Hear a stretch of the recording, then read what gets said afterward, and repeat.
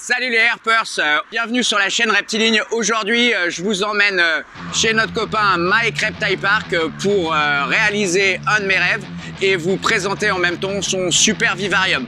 Allez, venez avec moi, on va le rencontrer.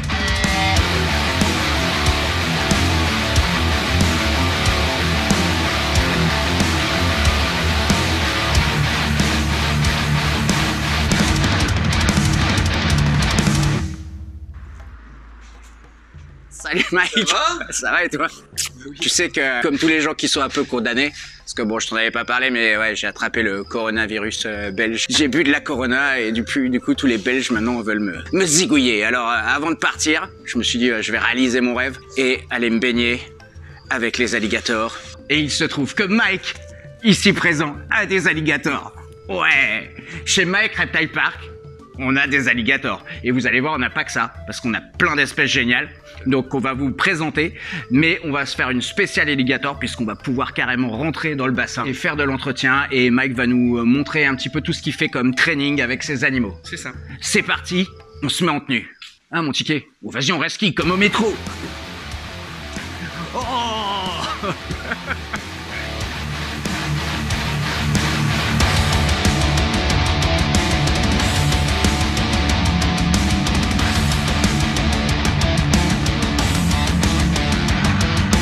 Allez, ça y est, je suis prêt, Mike. T'es en tenue? Moi, je suis en tenue aussi. Bah, qu'est-ce que tu fous à poil? Non, on déconne. Non, en fait, c'est bon, j'ai un short, ça va.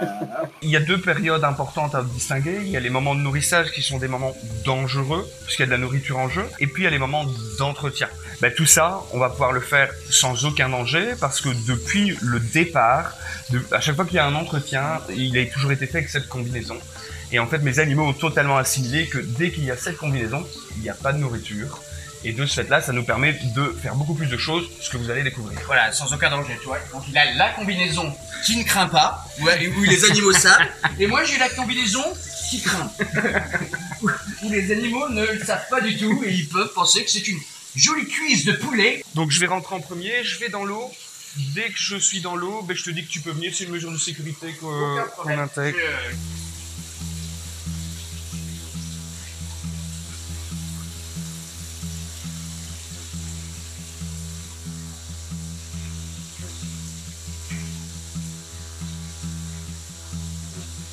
Alors l'eau elle est à 25 degrés, mais tu vois, ça paraît froid.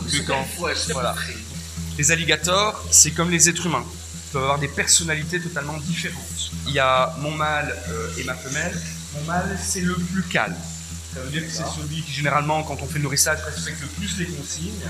Tandis que la femelle, elle est beaucoup plus alerte. Elle a un comportement beaucoup plus nerveux. Ouais. Alors, généralement, la première chose que je fais à chaque fois, c'est caresser le dos, caresser les flancs. Après, je leur lève la queue. Alors, j'aime bien sentir les différentes textures d'écailles qui ont un rôle, puisque les écailles du bas du corps sont des écailles plus grandes, plates et lisses, et sont des écailles qui leur permettent vraiment de se profiler dans l'eau. Ce sont d'excellents nageurs. Alors, c'est marrant aussi, c'est de lever les pattes et voir un petit peu la texture des écailles qui sont minuscules en dessous des pattes. C'est vraiment tout doux. Et alors, ça fait à peu près maintenant 1 mois et demi, on approche sur les 2 mois, où en fait, je m'amuse à doucement les lever doucement à la surface de l'eau. Voilà, pour qu'ils prennent l'habitude. Voilà, alors on les laisse toujours repartir. Si on voit que l'animal, comme un petit peu maintenant, il stresse un petit peu, on ne le retient pas, on le laisse vraiment profiler. Est-ce qu'ils aiment ça? Pas vraiment. Mais c'est important qu'on continue à le faire pour qu'ils aient l'habitude de la peau humaine sur eux, dans le cas où un vétérinaire un jour devrait intervenir.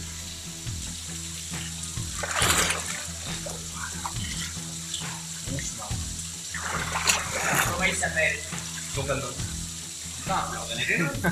Bon, déjà, ce qui est bien d'observer, c'est qu'il n'y a aucune agressivité. Ces animaux-là, contrairement à ce que les gens pensent en général, c'est pas des animaux assoiffés de sang, des prédateurs de ouf qui sont prêts à vous sauter dessus à la moindre occasion.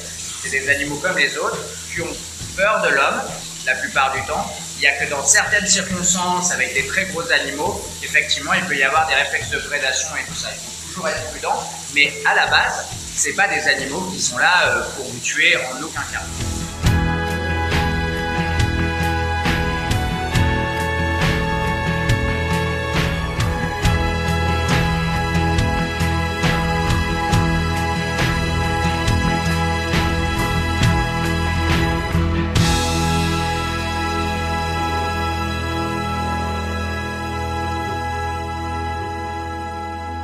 Voilà, donc on va faire un petit tour chez Mike de tous les terrariums. Donc là, par exemple, un superbe terrarium avec des Cyclura cornuta, des iguanes terrestres. C'est des iguanes qui sont en annexe 1 de la Convention Washington, qui sont en voie d'extinction. Donc c'est très important de pouvoir les élever en captivité. Vous pouvez voir cette magnifique couleur gris-bleu. Et évidemment, ces petites cornes qu'on voit au-dessus du rostre, d'où leur nom de Cyclura cornuta. Si on ne leur fait pas peur et qu'on les prend bien tranquillement par le dessous, vous voyez, ils paniquent pas et on peut les soulever. Donc là, un autre lézard spectaculaire, Dracaena guinensis, lézard caïman, qui vit en Guyane, donc avec un œil super noir et cette peau très similaire à celle d'un crocodile, une espèce d'ostéoderme sur le dos comme ça, et ils sont très bons nageurs. Et c'est des animaux qui mangent principalement des escargots. Donc ils ont une dentition tout à fait particulière qui est adaptée au fait de manger des escargots.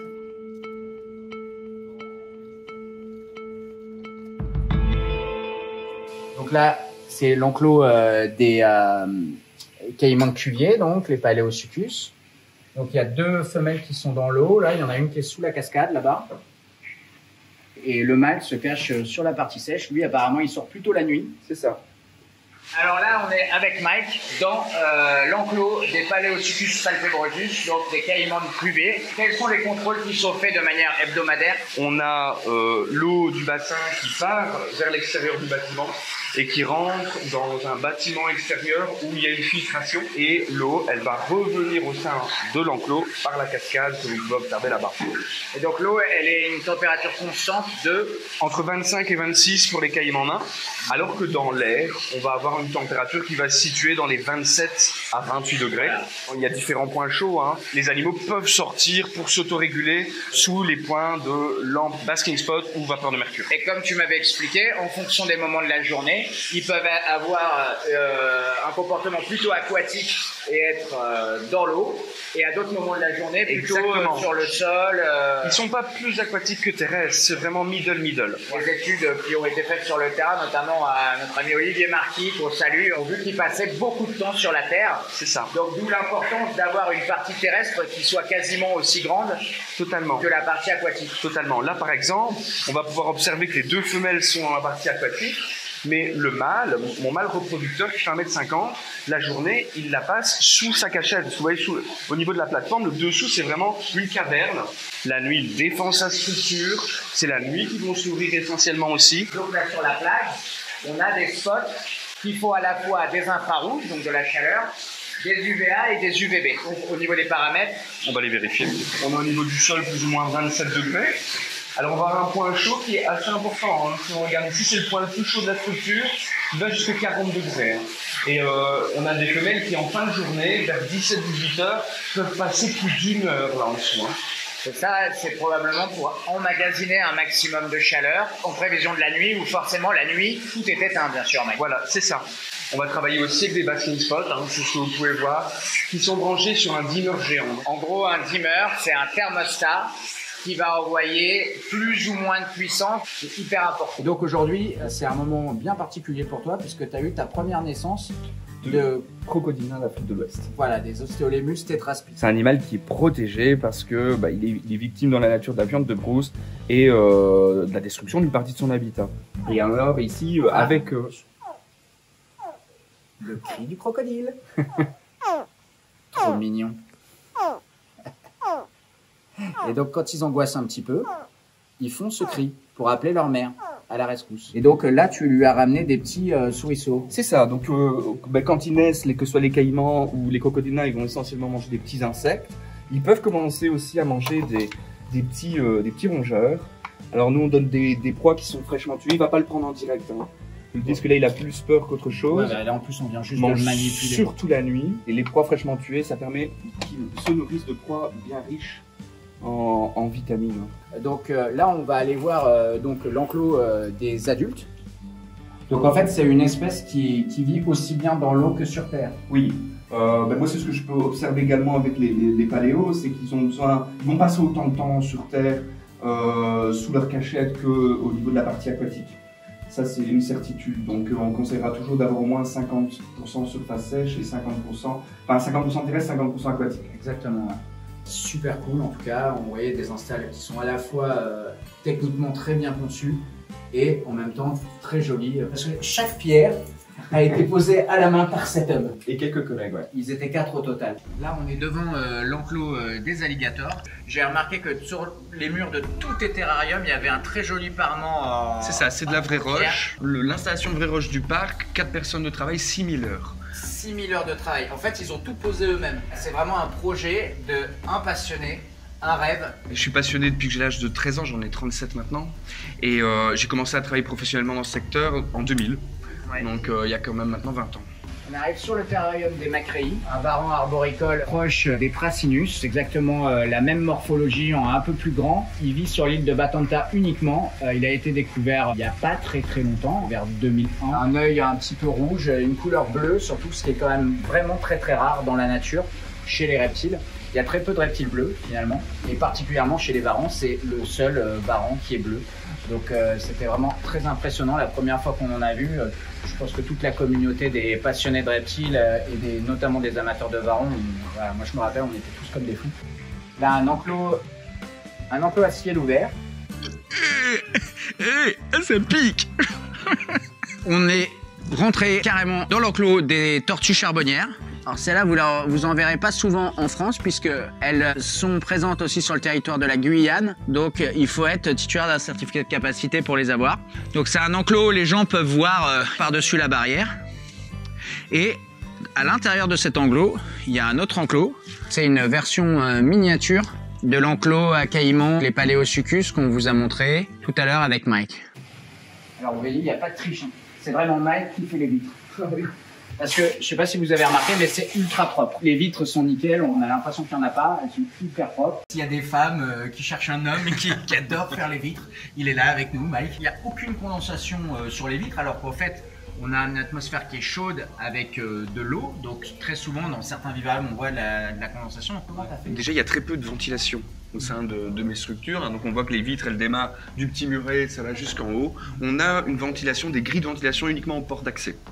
Et en fait, c'est ce fameux déshumidificateur qu'on peut voir là-bas sur la gauche. Il est indispensable. Il fait tourner l'air, il enlève l'excédent d'humidité. Et c'est important pour les animaux. Parce que s'il y avait un excédent d'humidité, au niveau pneumopathie ou autre, on pourrait avoir des soucis.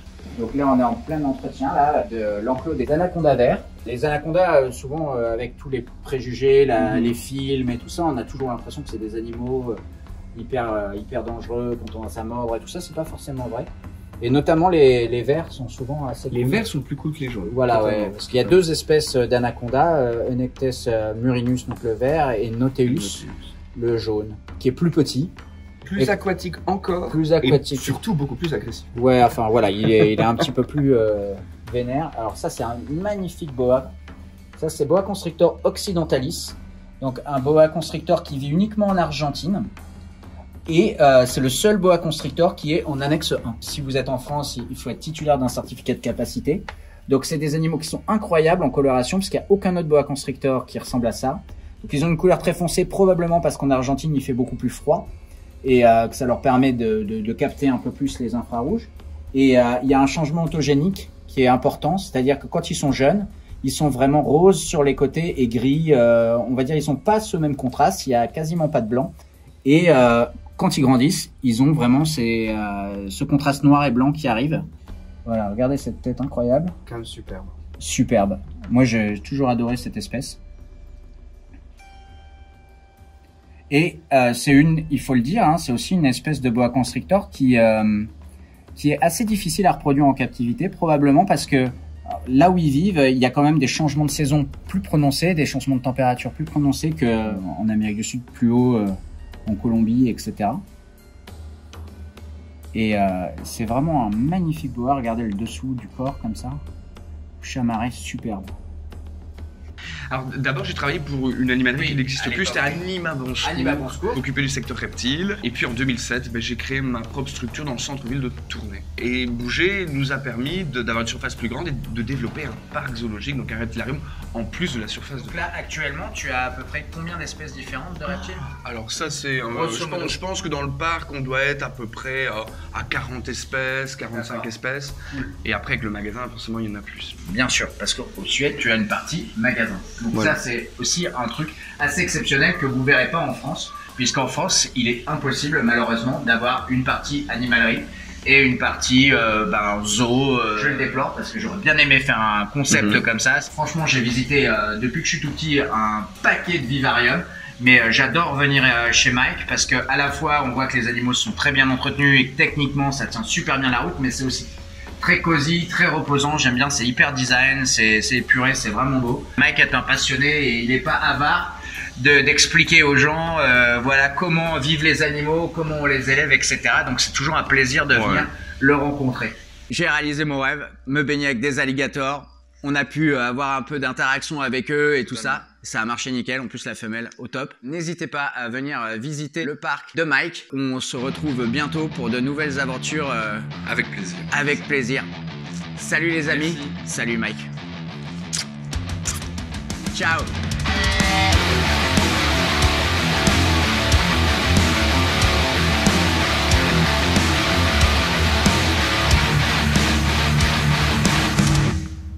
C'est un bébé Paleosuchus palpebrosus, donc le caïman de Cuvier. Il est magnifique. Là, on a de la chance parce qu'il est sorti. Ah, on lui a fait peur. Là, il s'est caché. Bon. Mais voilà. C'était... Voilà. C'est ça de travailler avec des mecs qui n'ont pas l'habitude des animaux.